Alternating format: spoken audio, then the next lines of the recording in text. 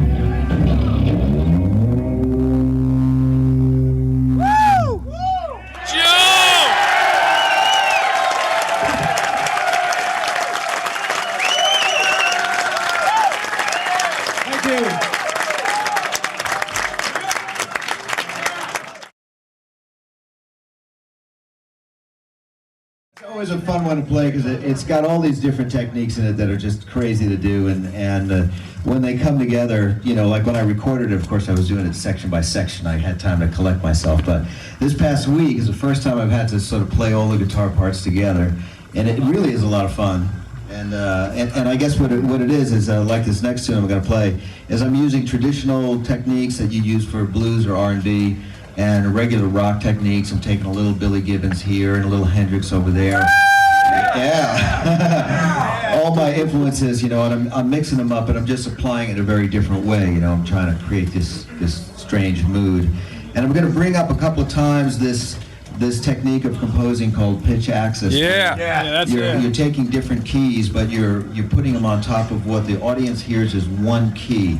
And it's not necessarily just one bass note. It can be a riff, like in this next song, that technically, if you looked at everything, you'd say, well, that could be wrong, you know. But that's kind of like the spirit of rock and roll. There's always something about it that's a little wrong, a little challenging. It might be one guy swinging, the other guy playing straight. It might be a bass line that's got a major note in it, but the chord's minor, something like that. That's sort of like the American sound, really, for about 100 years now. And so I kind of play with that too.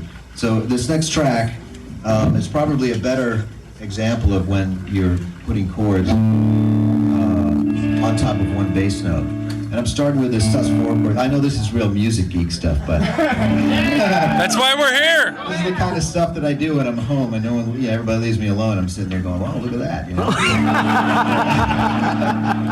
So this is Me too. I'll reenact it for you, okay? Right? You make a living. Going, that's cool. I'm actually looking at it, and sometimes it's just the geometry of it that leads me to go to the next chord because I'm just thinking of. I just love the way that sounds. And Time for dinner. That's right. Then this D minor over A, A minor, G over A, D over A, A minor 7. So that went through a couple of different keys, but the bass line I decided was just going to go, which is really some sort of blues minor, Dorian, whatever. It's got just 3 notes in it, but it never changes. In other words, it doesn't recognize that I've suddenly used a major chord in there, different flat 5 or anything like that. It's like on its own trajectory. Now for an instrumental, this is great because you can maintain a mood. The listener can tune out the guitar part and just think about the groove of the drums and the bass. But it allows you to get just a little bit freakier on top of that. So I decided, well, how far can I go if I've got this long progression that takes, I don't know, maybe it's 16 bars for it to come to its conclusion. I got a bass line that's really just, 1 or 2 bars to complete its phrase completely. So I decided to take the melody and chop it in half. So now I've got 3 different timelines happening. And I'm going to play for you now. I'll show you this little technique later. This is called Overdriver.